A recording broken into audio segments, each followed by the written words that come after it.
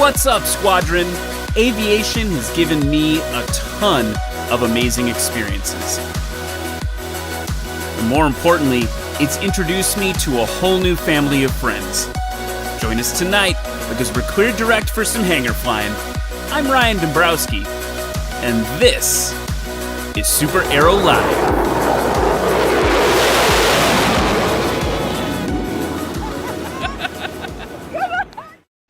What is up, SuperAero Squadron? It's 8:30 p.m. Central, 1:30 Zulu on a Wednesday, which can only mean one thing. It's time for SuperAero Live. Dudes, I'm so excited to see everyone in the chat already. We're going to have a really cool show tonight. This is with the guest I'm about to introduce in a minute. I've been really wanting to talk to someone from this company, this mysterious company just down the road in Madison, Wisconsin. But before we go, we got to talk through our channel maintenance. Remember, guys, if you could do me a big solid, share the episode, like, subscribe would be super dope. And also, if you were following on Instagram, the hats for the Patreon supporters came, and I did not think, I thought I was going to make too many and I would want them. I'm like, basically, they're all out. So if you want a hat, hit me up on Insta or whatever. We'll get like another order going. I should probably get like an e-commerce site. But check them out. They turned out super cool.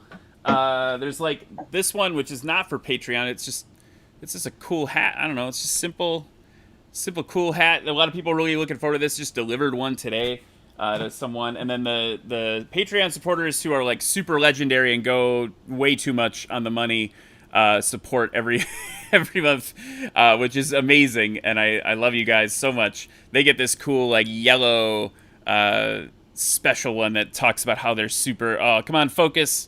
It's not gonna work. Check them out on Instagram. We'll get it all sorted out. They're gonna get shipped out this week.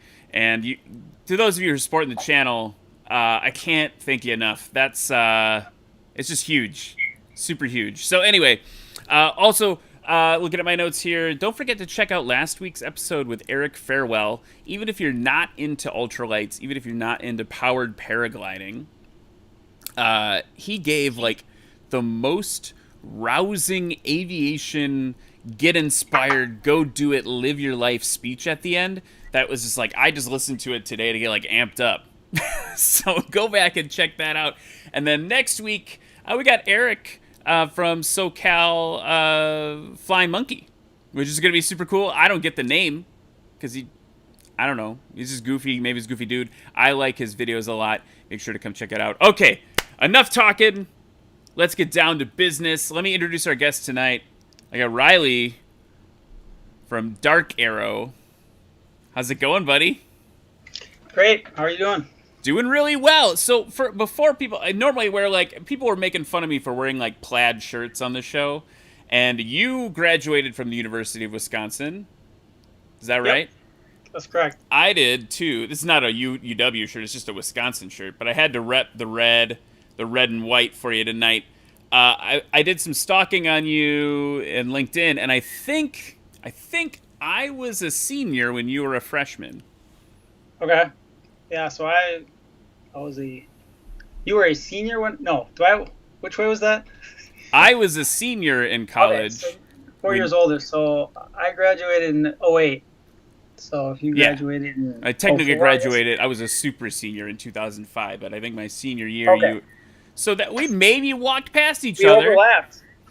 Yeah, we probably had. I was in the humanities building a lot, and I think you were not at all in that building. Maybe took a final in there or something.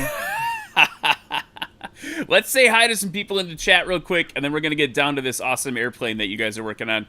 Zach Sherman, hey Zach, welcome back. Brian says, "Into the abyss of steamy glasses." Yeah, guys, watch and see when it happens tonight. We got Benders here. Hey, he's working on an RV6, so yay for Homebuilt, he says. That's awesome. Keep us posted on that, buddy. Let's see, who else is here? Our good friend, November 782 Papa's here, who also built as a home builder. Marty with the kind of obvious joke tonight, SuperAero plus DarkAero equals Super Dark Arrow. We could collab. I'm not opposed to it. Taylor Nate is here. Hey, Taylor Nate, how you doing? Who else is here? Just scrolling down. You guys are so chatty in the chat, and I love it. Waukesha Pilot's here. I was worried you weren't gonna make it. How's it going, Waukesha Pilot? Dark Water is here. I don't know who you are, but welcome. It's great to see you. David Chow is here, who's got a deposit in on the DarkAero 1. That's a customer of yours right there, man. Let's see. We got Richard Vischer, also a deposit holder. This is awesome. So we got some DarkAero folks. Taylor Nate's number 4, number 14. So we got some DarkAero builders. So this is gonna. I'm already out of my league because these people actually know what's going on. Matt. Oh God, Matt. I'm sorry. Boito. Number 7 on the list. Maxim DS is here, dude. You guys, I can't even get to all the names, but you guys are all super awesome. Thanks for joining us tonight. Okay, buddy, Riley, let's talk about this thing. You you sent me a whole bunch of photos. You sent me like a whole bunch of stuff, but just for people who aren't familiar at all, like, let's talk a little bit about what DarkAero is. Like, what's the elevator pitch? Elevator pitch. It's so DarkAero, we're a team of 3 brothers designing a new experimental kit aircraft, and it's a 2-seater and specifically designed for high speed, long range, so and also efficient flight. All carbon fiber airframe using a UL power engine. Trying to make a composite kit aircraft that's a little bit easier to build, taking out a little bit of the sanding and filling work that's traditionally seen in composite kit aircraft. So that's high level overview of what we're working on. That's awesome. That's a really good one. And let's did you have more fans in the chat here? Rachel Messerer, she says she's number 45. Is that 45 on the reservation list? Yeah, she's saying that's awesome. And Zach, thank you for getting the joke. Elevator pitch. That's actually a film term, but we can use it for aviation too. All right, I think it works. I'll take it, right? So let's talk a little bit. You mentioned this a little bit, but the specs, you guys are. I think what drew me first. I mean, obviously, you guys have to go through flight testing, but the specs of this aircraft, the projected specific and performance, what's the high level there? Because it's pretty impressive on paper. Yeah, so we're targeting a maximum cruise speed of 275 miles an hour or 240 knots and a range of 1,700 miles, statute miles at that speed. So if you're based in Wisconsin, you would have enough fuel capacity on one tank to fly to either coast unrefueled from the Midwest. So that's kind of the ideal mission it's built for. And interestingly, we've been contacted by a lot of builders and potential customers that feel that they can't find an aircraft that has this capability, and they have a specific mission where they're flying long range flights either for business or pleasure, and they can't do the trip in one leg. So we're kind of fulfilling a void in the market, I guess, with this high-speed, long-range aircraft. Yeah, so, I mean, let's talk a little bit about, I think what appealed to me about it, and we're going to, I should probably, here, let me pull up some photos of this awesome thing while we talk about it. But I think what appealed to me, I wanted to talk to you a couple things. One, arrows in the name. Had to call you for that. But 2, I think the specs that you are projecting... What do you talk about? Am I insulting you when I say that you're projecting these specs? I mean, I know that you're close to having the prototype done, but what's the right way to say that? Projected is, yeah, that's fine. Okay, calculated performance. Calculated, thank you. That would be the engineering way of saying it, not the theater grad way of saying it. So your calculated performance, right? The performance you're at, and the price point that you're anticipating to be at, those things really excited me just because comparable aircraft, it's what are you competing against in the home built market? I guess it depends on which customer you ask, but I guess the the obvious one would be like the other fast aircraft on the market, like your traditional fast class, like your Lancer and Glacier. But interestingly, there are a lot of RV builders out there who have built a riveted aluminum aircraft, and they're happy with their RV, but they're kind of looking for their next project, and they want to kind of take the next step in performance. So I don't know that you'd say that Vans is our competitor, but there's a lot of Vans builders who want to build our aircraft. So a lot of people want to have multiple airplanes. We talk about that a lot on this show. Yeah. So we'll say, Lancer, Glacier, and Vans, I guess, are the big ones. And so then I guess when I look at those, right, like for folks who are maybe newer to Homebuilt, like you're very competitive in a price against a Vans, and you are considerably more affordable than like a Lancer or a Glacier, right? Like those are like, I don't even know how much. That's big money airplane, right? Yeah. So that's just my perception. I don't know. You tell me what you think. The chat, I'm just going to check in the chat. And I should probably show you guys what this thing looks like. Chat is just, you guys are just, I'll just say you guys are hilarious. Maybe we'll do a segment called the aileron roll or the rudder yaw or something later. That was good. Those are good suggestions. Sorry. What's going to happen, Ryley, is I'm going to get distracted by the chat a lot, and then it's your job to just like forgive me for it later. All right, let's show people. So I got some photos popping up on the screen here, and I'm going to start. If you want to talk about in this first photo, who's in it? Because I think this is the other really remarkable thing about your company, and then we'll work our way through the aircraft. Yeah, so this is a team photo, I guess, taken at AirVenture 2019, last summer. And so the three Karl brothers who started the company are all in the black shirts there. And then Ryan, our intern, is on the left. And he's been with us. Well, he was full summer. He spent with us last summer, and he's back again this summer. So he's going to the University of Minnesota, getting his aerospace engineering degree. So he's been a huge help the last 2 summers. So, but that's you're looking at the team there, and we got one new intern who's not pictured there, but we got an intern, Carter, from Waunakee, just north of Madison. So he's been around the last month or so. So yeah, it's a small team, but I always like to make the analogy like kind of like the Navy SEALs, like a specialized I love it. small force. I love it. So and this is I just wanted to show like an intro shot. I mean, this is kind of like, this is the gist. I mean, we're gonna show the aircraft in a bunch of different ways, but like here's you guys with for folks listening to this later. It looks like you've got most of the airframe, the engine out there. I don't think anything important to mention there that maybe people don't realize what they're looking at.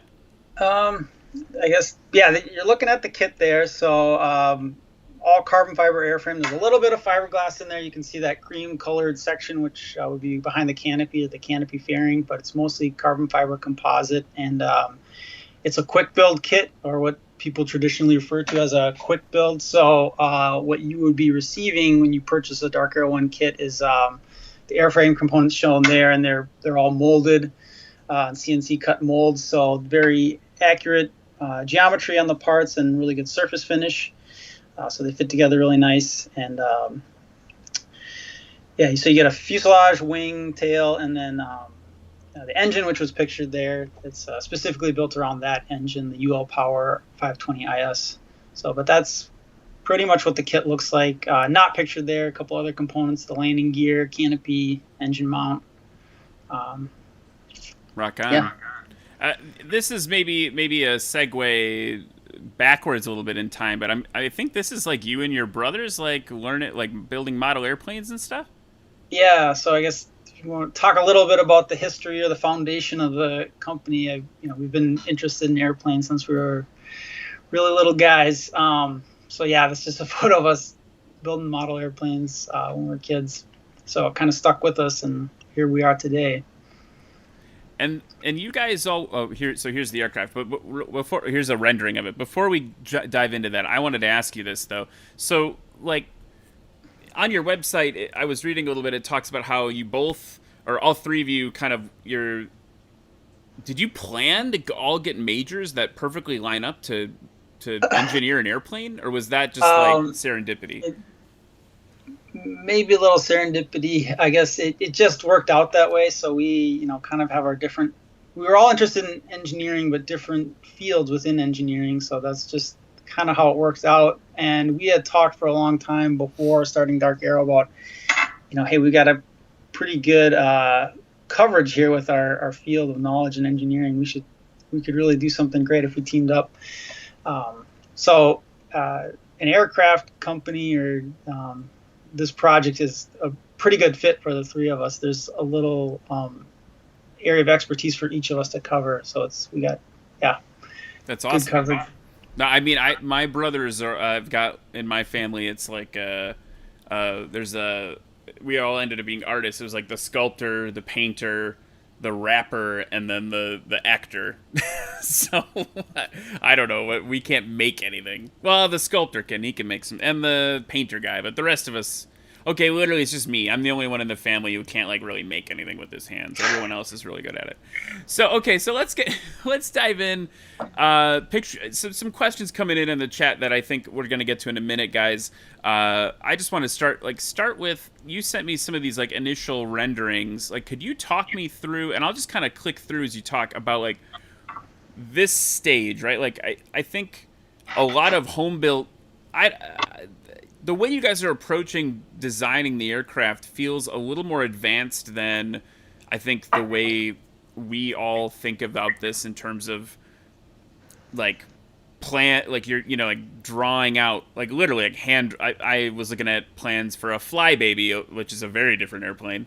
Literally like hand drawn, hand mapped, hand engineered. We're in modern times now. Like, how do you guys start? Like, this is obviously a result of a lot of work. Yeah, like what you're referring to there, just the legacy process of engineering. I mean, that obviously works. We built airplanes, for a long time, just like that, with hand-drawn sketches and on a drafting board. But now we have more modern tools, 3D modeling software. So we model the whole thing in CAD. Onshape's the name of the program that we use to do all this modeling work, and so that allows us to do a number of things with that model. The biggest one is that we can feed that 3D model into computer-driven or computer-controlled machines that can cut out the parts. So it can cut out these parts really quickly and accurately, so they fit together really nice. And it's somewhat automating the process a little bit in the manufacturing, which is beneficial. But a big issue historically with composite kit aircraft has been there's a lot of body work and fitting parts up and filling and sanding because the traditional process has been hand-shaped molds and hand drawings. And so that all introduces a little bit of error in the process. So you get these parts that don't quite fit together as they should. And that's what becomes a big challenge for the builder. So I think that's what scares a lot of people away from composite kit aircraft, and they stick with riveted aluminum airplanes, which most of those kits today, like a Zenith or a Vans, Panther, I think those are all built, or the parts are built CNC cut on CNC routers. So that's why those ones fit together so nicely and go together really easy, and they're easy to build. So we're trying to take some of that process that's typically used for like the riveted aluminum or the modern riveted aluminum and apply it to composites. So, because when I think about composite, I mean, so like, my experience with home building is pretty minimal. It's something that I've always dreamed about doing. But, Oshkosh, I don't know, 2015 or something like that, I went and like did I should have grabbed it. I've got somewhere down here in the bunker. I've got like, you go do the making the wing spar, like learning how to rivet, and then you go make here it is. Back there behind me is the wing rib I made, right? Like did the wood stuff. And I'm gonna be straight with you. I went to I was gonna go to the composite thing, and I was like, that looks scary, right? It's like something that I don't understand the way that, you know, growing up you might have messed around with metal or wood or something, right? So I think that's really cool that you guys are trying to make that less scary through technology. So so tell me about this picture. This is like, now you're taking the shape, the CAD designs, and you're like stressing it and doing simulations on it. Yeah. So that's, I mentioned earlier, there's some benefits that come out of 3D modeling it in a computer. Another one is, the simulation you can do. And so there's structural simulation, you can do aerodynamic simulation. And so that's what these last two images are. So it's basically flying it in a virtual wind tunnel before you ever fly it in the sky, or, in a physical wind tunnel. So you can iterate on it and, I guess, make measurements and calculations a lot more quickly than you could through physical flight testing or with the model in the wind tunnel. And it's basically you can make everything perfect in the computer model, which doesn't necessarily happen in the real world, but you can control everything. So all your variables are exactly the way you want them when you're tuning and tweaking everything. So next step obviously is the physical testing, which wind tunnel is what this image is. That's at University of Wisconsin-Madison wind tunnel. So it's just a scale model that we were testing there. So to kind of compare between the simulation versus reality. So this is, and actually you sent a video I want to play for folks. But before I do, you were talking about how you can kind of like simulate everything in the computer. Like, does that give you, this is going to sound super, like I'm not smart, but like when we were talking about the calculated performance numbers, right? I think when I say that, and what I was kind of joking about, like, am I saying this the right way? I think there's like this old saw in aviation about the fact that you can never really trust those numbers, right? Especially in aviation, it's a field of dreams, right? We want everyone's like giving out numbers that they are hoping to hit. I'm assuming having that gives you a larger degree of confidence because you've actually like run the math. Yeah, it doesn't. It helps a lot having that. It further validates your models. I mean, there's multiple different models you can use for calculating this stuff. So the more different types of calculations you can do, the better. The more it reinforces your model and gives you a kind of an accurate prediction or picture of the way it's going to perform in reality. I mean, that's super cool. But then you do need to do the wind tunnel, because if you didn't, you got to do that. You sent me this cool video from the wind tunnel. Let's just take a look at it. So can you tell, like, in terms of what we're seeing right here, for people who've never maybe messed around with something like this, what are they seeing right now? So this is scale model running in the wind tunnel at a relatively high angle of attack, something close to stall. And what you're seeing is use a stream of smoke that you're introducing into the wind tunnel so that you can see flow and flow separation. Then you project a laser. So that's what that blue light is. There's basically a laser line that you project down from the top of the wind tunnel so you can illuminate the smoke and see it. So this was more something we put out there because it looks cool. But it does. It looks super cool. Yeah. So the real bulk of the data we get those measuring actual forces. So you can't really see it because the way this is lit up, but it's mounted on a pylon and that's outfitted with strain gauges. So you can actually measure forces, drag and lift and pitching moment. And you could measure all those pieces of data at different angles of attack, different speeds, so kind of get this map. But the no one cares when you just dump out a bunch of numbers, So this is like more the visual stuff. I mean, this is still value in that, but yeah, that's more interesting, I think, than a pile of numbers. Sure. And this photograph here is what you're talking about in terms of the Yep. pylon, like it's measured Yep. that the model is mounted to is what's giving you that data. Yep. By the way, I got to mention in the chat right now, you've got a lot of folks who know a lot about this aircraft and are answering a lot of really great questions about it. So that's awesome. Particularly David Chow is he just kind of summarizing some of the questions that we've had in the chat. Yes, retracts, 1,000 to 1,500 hours, quick build only, wing comes built. Yep, that's all correct. That's great. And I see you guys are saying that the speaking volume went away. Did it come back when we stopped? Can you guys hear us okay? I see Firefighter 727 is saying he couldn't hear us. Can everyone else hear us? Just shoot a note in the chat. The other question, I guess let's jump to it right away.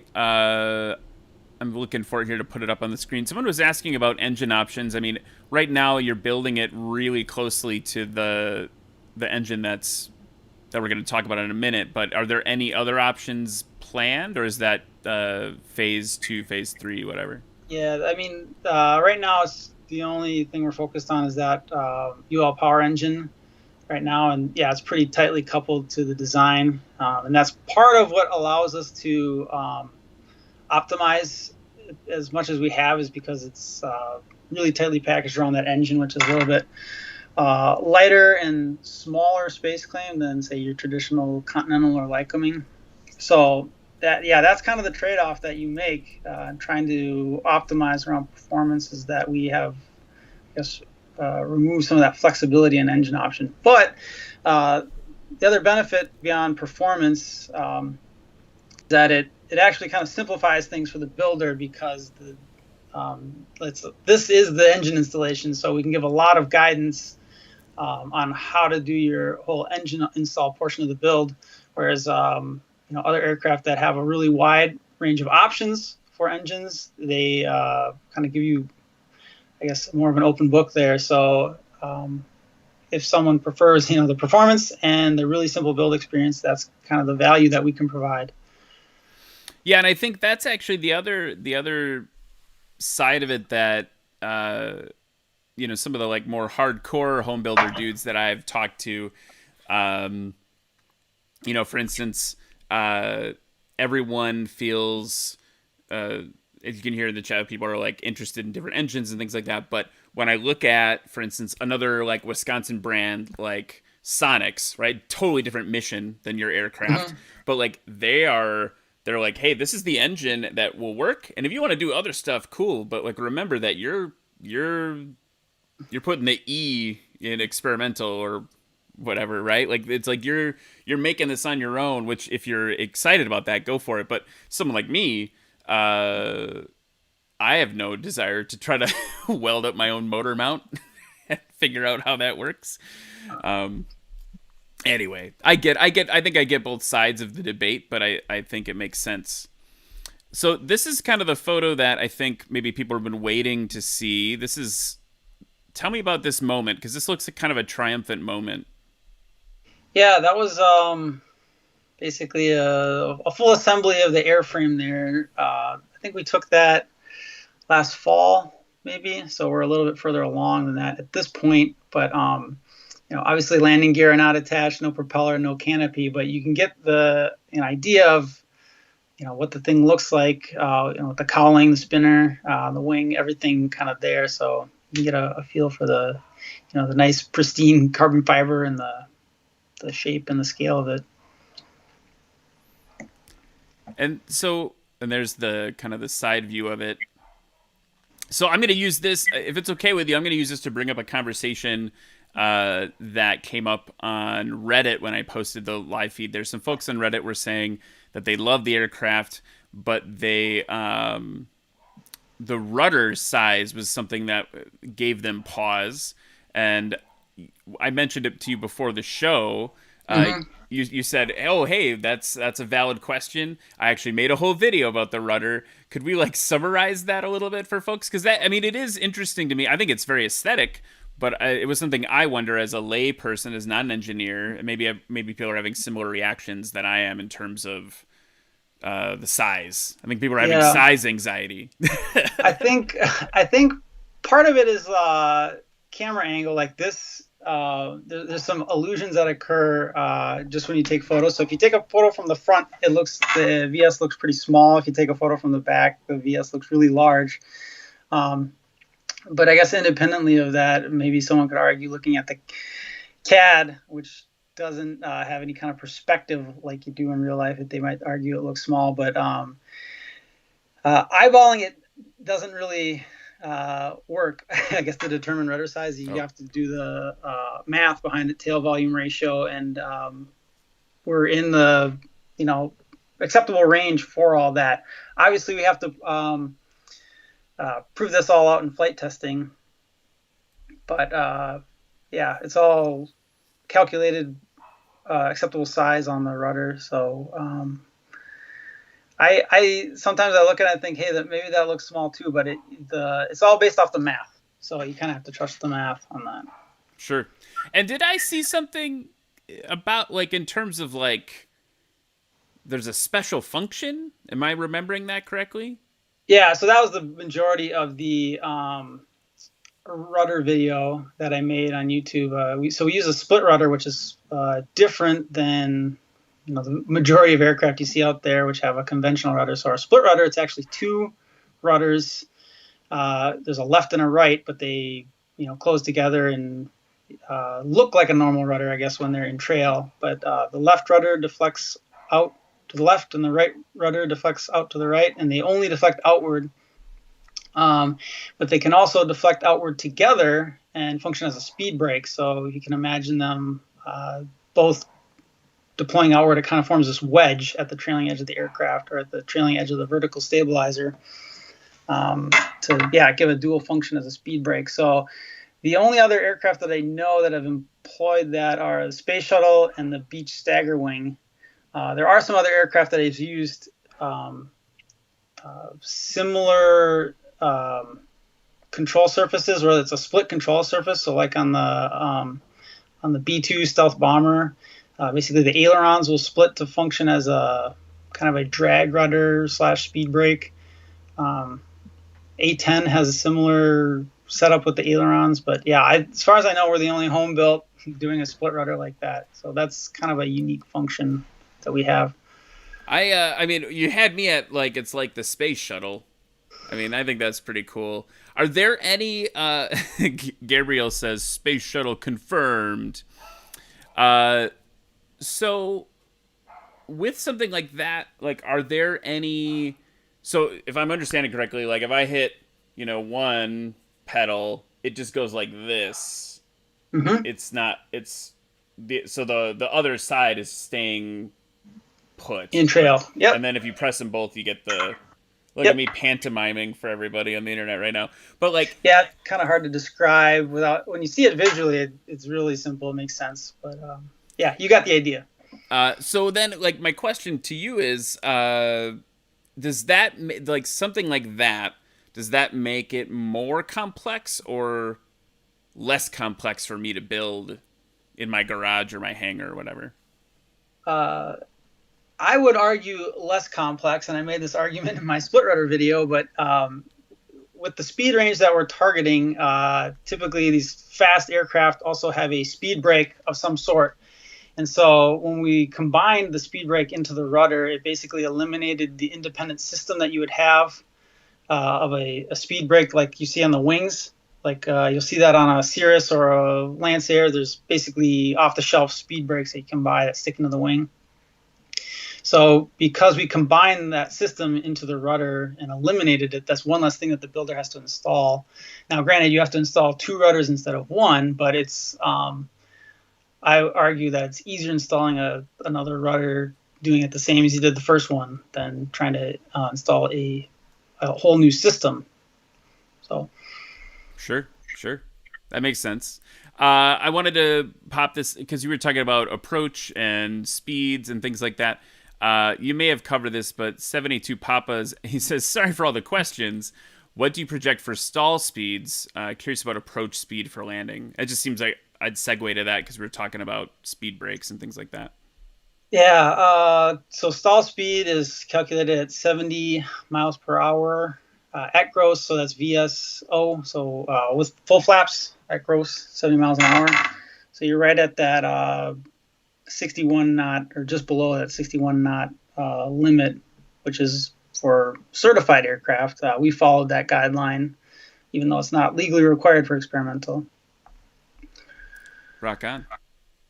Okay, let's dig in. So a couple other things. I think it seems like the audience is really interested in kind of the technical stuff, but I'm always interested in the like very celebratory stuff. Like that looks like you got a super cool machine thing. Yeah, our cool, our cool pose in front of it.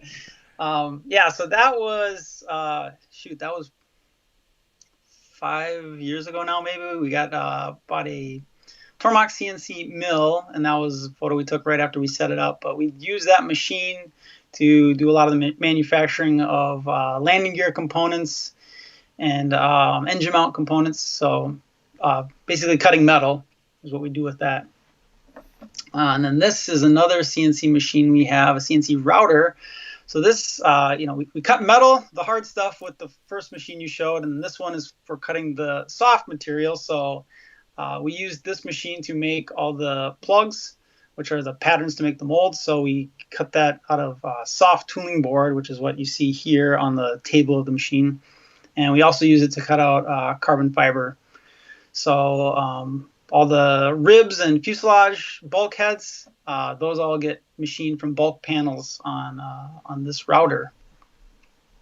And you actually, I think you sent me, in case anyone's interested in what that looks like, I think you sent me 2 videos that kind of reflect that. I think this first one here, this is the using the mold, right? Am I understanding that correctly? Yeah, that's time lapse of the molding process we use, which is called infusion or Vartum.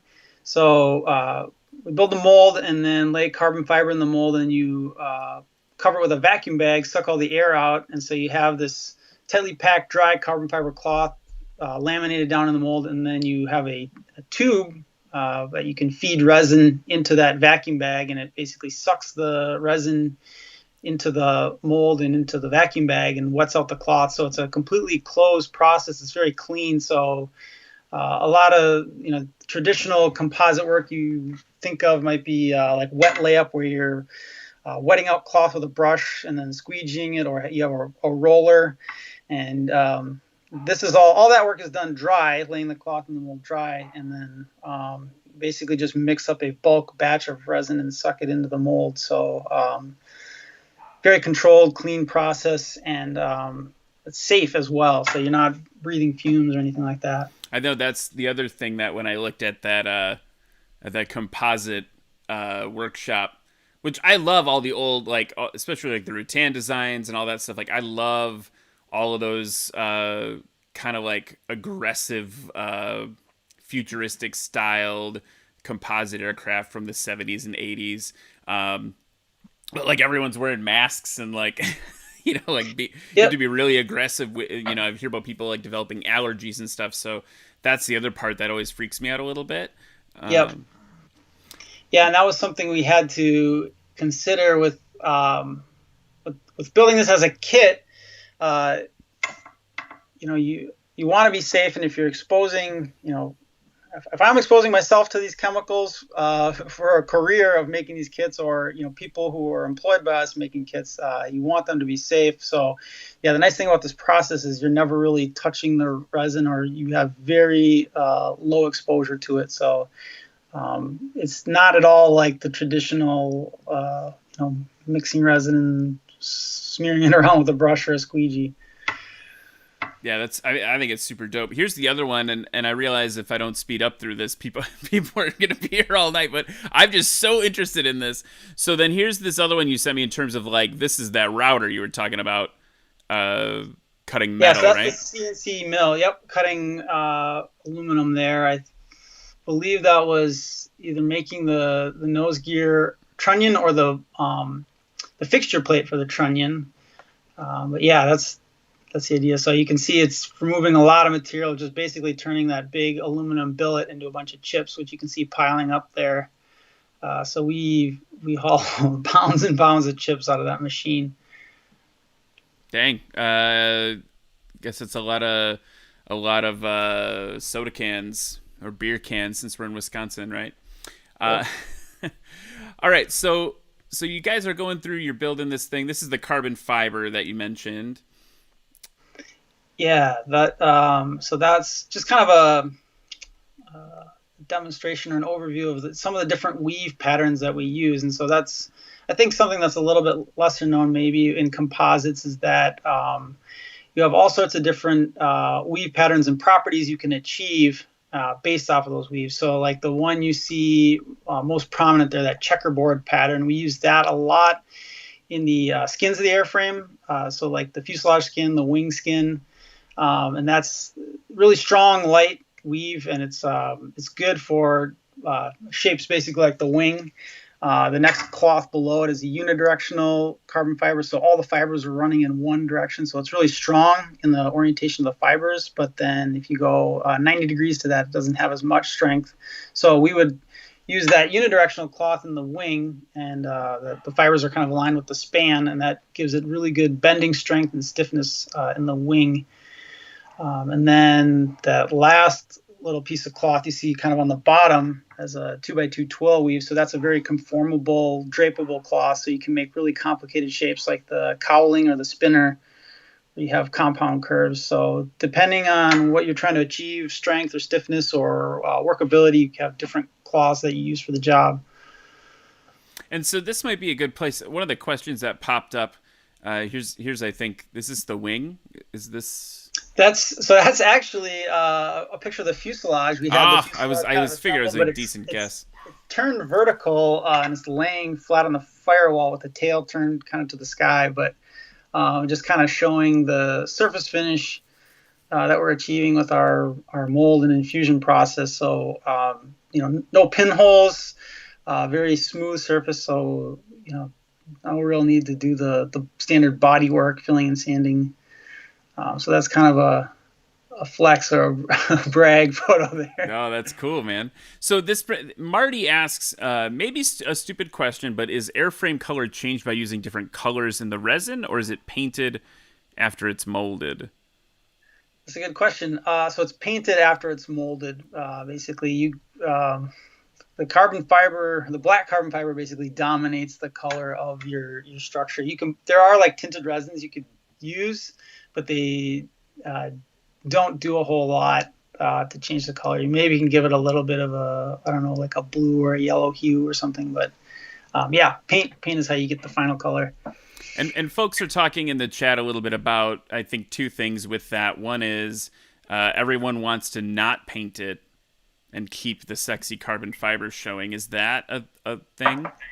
Yeah. Well, sorry, so we're working on a UV blocking clear coat, or using a UV blocking clear coat for the prototype, because a lot of people are really interested in preserving that carbon fiber finish, and that's something that we didn't really think much about when we started on this whole thing. We just see carbon fiber as another material. It's kind of lost its appeal, or its visual appeal. I look at it and I don't think much of it, but when we showed up the first year at AirVenture and we had our wing and our tail and our structures sitting there, a lot of people were really interested and drawn to that carbon fiber finish and kept asking, do I have to paint it? And we almost painted the wing before we came to AirVenture with it, and I'm really glad we didn't, because I think that's what got a lot of attention. It's also a good way to demonstrate your capability, or your manufacturing capability, is showing like how good of a carbon fiber part can you make.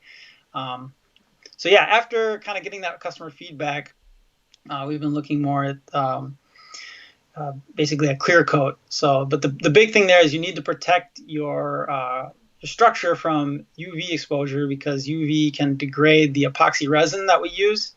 But if you block it or UV block it and protect it that way, it's fine. The other concern is temperature. So when you have a black or a really dark color like that, it's absorbs a lot of heat or radiant energy from the sun. So that's a concern in composites. You don't want the airframe getting too hot. But we do use high temperature resins. So we always had kind of the ambition of allowing builders to paint it any color they wanted. So we spent a lot of effort in getting a process that allowed us to use high temperature capable resins that give you that flexibility of painting it any color you want. So shouldn't be an issue. Okay. Clear coating it. That's awesome. Okay, so you guys do all this excellent carbon fiber work. And now I've got some photographs here of, looks like the wing. Like, yeah, this is the validation side of those calculations we were talking about at the front end. So that's the horizontal stabilizer loaded up with sandbags, just kind of demonstrating a simulated aerodynamic load on the HS. An aero load? Nice. Yeah. So basically. Sorry, couldn't resist. Like a high G, high alpha maneuver kind of thing. So. And then here's looks like the main. Yep, that's the main wing assembly. So that's kind of how the builder would receive it, basically closed out and built up like that. And then you're installing the ailerons, the flaps, the wingtips, the fuel lines, and then fitting that to the fuselage. It's attached to the fuselage with 4 main structural bolts, and then the skins. The kind of the lower skin of the fuselage ties into that lower skin of the wing, and so those are attached with like a hinge pin style fastener. That's just basically keeping the skins aligned. The aerodynamic loads are all carried through those 4 big structural bolts at the wing root. That's pretty crazy that the builder just gets that. Yeah. Sorry. The idea there is, so because of our assembly process, in order to ensure that the wing is straight and closed out properly and sealed, we kind of have to do it in our facility to ensure that's all aligned and close out to spec, basically. So there's still a lot of other tasks for the builder to do as far as fabrication and assembly. So still meeting that 51% rule. Yeah, that's I don't think we've ever shared that photo on social media or anything, so the viewers are getting a behind-the-scenes peek. But nice, thank you. You got the scoop. Yeah, canopy fitted up there. Kind of see the fuselage without the wing attached, of course. So, yeah, kind of going back to the rudder thing, you notice in this perspective how much optically larger the VS looks. So, I don't know. I think part of it's, just the angle of the photo and the camera. I mean, the proof there will be in the pudding, right? Like, yeah, right. It's gonna work or it's not. But if that's what flight testing is for. And the good thing actually about the way we built this is relatively easy for us to iterate and change things. So we would, if we need to tweak things, you can make a new mold, make a new plug. So. Semi-modular, the VS is not built into the fuselage, so you could change that without affecting the rest of the airframe. I think the other thing what's cool about, thank you for sharing this exclusively with my audience first. I think the other goes, getting an idea of that body line with the canopy is really cool there. Yeah, kind of the first time we threw the canopy up on there, it definitely changes the look, and it, I don't know, kind of gives it a soul or something. I don't know how to say it, but you put the canopy on, it just suddenly feels so much different looking at it with that. Yeah, absolutely. And then I think some of these last photos, we talked a little bit about AirVenture last year. It looks like you guys are packing up. Yeah, this is another exclusive behind-the-scenes scoop. This was from AirVenture last year, so you can see Ryan, our intern, in the back of the U-Haul there, and River just kind of out the U-Haul. But yeah, we loaded the whole airframe in the back of the U-Haul, and that's another thing actually I should mention is that the whole thing fits in the back of a standard 26-foot U-Haul. I would like to say that we planned that, but it more worked out that way. So when you build your kit and you're trailering it from your garage to your hangar, all you have to do is rent a U-Haul and load it in the back. That's super cool. I think that's so funny. You've seen all the home building magazines, is like, half filled, like U-Hauls with like the tail sticking out or whatever, so that it worked out for you there. That's not a bad thing to happen. Yeah, these are just cheesy team member photos. That's me. That's our booth at AirVenture last year, AirVenture 2019. So we had the Airframe there. Had a pretty good crowd, so that was a fun year. So got there's Keegan, the middle brother. Ryan, our intern. Oh, sorry. So there's Keegan. That's the middle brother. Yep.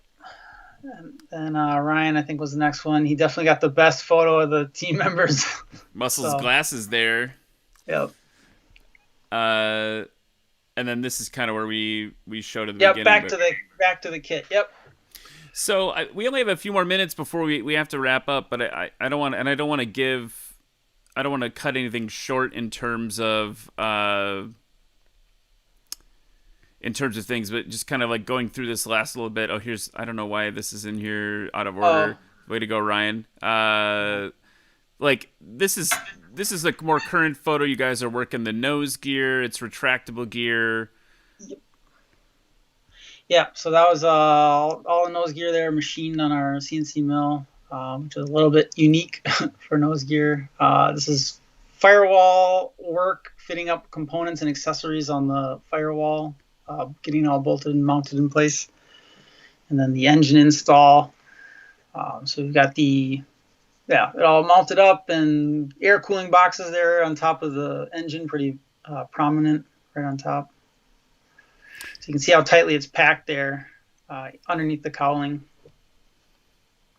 And that goes to what you were saying in the beginning about let's make sure, like, this specific engine for this specific airframe, because a lot of to drop something else in would be complicated because you are keeping it so tight. Yeah. I mean, if you have it really open-ended on what engine you're going to put in there, you have to basically, build the whole cowling a couple inches bigger in all directions to allow wiggle room for builders doing, who knows what. So we have it really tightly coupled to that engine, really optimized around that. So that's part of what's feeding into that, the really spectacular performance that we're calculating. Oh, that's awesome, man. Okay, so I got a couple of last-minute questions, and then I'm wondering if you'd be willing to play a game with me, if you're into it. We've got a trivia game we play. Not a trivia game. There's no prizes, there's no wrong answers, but we play a little game with every guest lately. But a couple other questions real quick before we wrap up. Marty's asking, is the first test flight scheduled? And it's a 2-seater, but there are 3 brothers, so who gets to fly it first? So we don't have an official date on the first test flight. It's obviously, as soon as we can get it in the air, and so we're pushing really hard to make that happen. But we're working with we'll have a professional test pilot do it for a couple of reasons. But yeah, it won't be any of us brothers. What were you going to say? So, but once it's test flight, are all 3 of you pilots? So I'm a private pilot certificate. Keegan's soloed and River's working on his. So. So the answer is you get to fly it first. Yeah, I would be the natural first call. Legally, I'm technically the only one. All right, cool. So guys, if you have any other last minute questions, I know there's a lot of the kind of DarkAero family in the chat, and I'm super pumped that you guys are here. If you want to get any last minute questions into the chat while we kind of play this game. So this game that we started playing with Josh Flowers from Aviation 101. It's all his fault. We've got a game called Short Final, very creatively named. Basically, what Short Final is, Ryley, is I just have a handful of kind of one-word answer questions for you to answer, but I'll put some very dramatic music on and put a countdown on the screen. So you have a minute to answer a bunch of questions. I'm just going to shout them out at you, and you can just answer as quickly as possible. But again, no wrong answers. You'll probably get 1,000,000 points It's about what most people get is 1,000,000 points. So let me cue up my music here. There we go. All right, Ryley. We both went to Wisconsin. What's your favorite Wisconsin landmark? University of Wisconsin landmark. Picnic Point. Oh, there you go. Who's the worst rival to the University of Wisconsin? Minnesota. Oh, there you go. All right. If you, other than the DarkAero, Homebuilt design that has inspired you the most? Probably Rutan, Canards. Rock on. Okay. Favorite airport you've ever landed at? Ephraim up in Door County. I love Ephraim. That's yeah. We should talk about that later. Favorite warbird? Either P-51 or Bearcat. Favorite in-flight snack? Chocolate chip cookies. I don't know. All right. All airplanes should be what color? Black, DarkAero colors. And I think I know the answer to this. Tail wheel or nose wheel? It depends on the mission. Oh, I thought you were just gonna say nose wheel because that's what you're building. That's Maybe, an idea. Bicycle gear. Awesome, man. Thank you for playing along with me on that. Brian, by the way, Brian Petros says, my glasses didn't fog up tonight. So there you go. I don't know what that means. My glasses fog up every week, and this week it didn't happen for some reason. Thank you so much, man. This has been really fun to have you on. I'm really excited to see what you guys do. I've been wanting to come check it out because you guys are, for people who don't know, are you based at Madison or where's your? Yeah, we're in Madison. We got basically 2 T hangars on the south ramp, Dane County Regional Airport.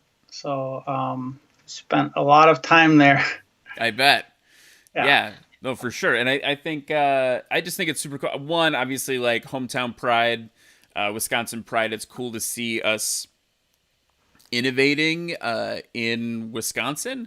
I don't know if this happened when you were in school a few years after I was. They always would be like, hey, we're going to teach you all this really cool stuff. Don't leave.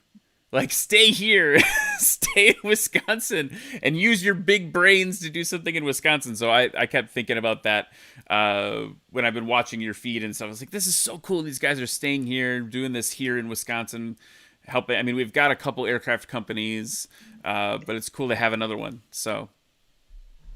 Yeah, definitely. I think it doesn't necessarily fit the stereotype of like aviation. I think people maybe think like somewhere out or like either East Coast or West Coast, like California or Seattle, when they think of aircraft and aerospace. But yeah, you're right. There are a couple Wisconsin or Midwest aircraft companies. Cirrus is obviously a big one, and Sonics, like you mentioned. So we're another one now. That's awesome. Well, I'm rooting for you guys to finish the prototype soon so we can all see it fly. And I think, okay, Waukesha Pilot wants to drive up and visit you guys. Hang on, man. We're in the middle of a pandemic. Let's just calm down. I got to come fly to Waukesha and meet you. We're going to do it just plain silly. Don't worry. We'll get it on. We'll get it on the books. But Ryley, dude, thanks for taking some time out of your Wednesday night to hang out. Really appreciate it, and hopefully maybe what we could do is we could work something out once you guys are flying that thing. I'd love to come and drool on it. Yeah, we'll have to do a follow-up, part 2, SuperAero, DarkAero. Super DarkAero? Yep. All right, guys. Well, thank you so much for watching tonight, everybody. This has been an absolute blast. Super informative. I hope I held my own with with an engineer, because again, went to theater and film school over here, but I do know how to fly a plane, so I got a little bit up in this empty brain head up here. Thanks for hanging out. Be sure to check out next week with SoCal Flying Monkey. It's going to be really cool. If you haven't checked out his stuff, go check it out before next week. He's got this great video about a Cherokee that he spent $30,000 on a Cherokee and then spent probably, I don't know, we'll find out, many thousands more refurbishing it. So you guys are awesome. Be sure to tell your friends about this show. All of you that have been supporting it in the chat tonight, you're all epic. We can't wait to see you next week, and we'll I don't know. I should come up with a better sign off, but we'll see you guys next week.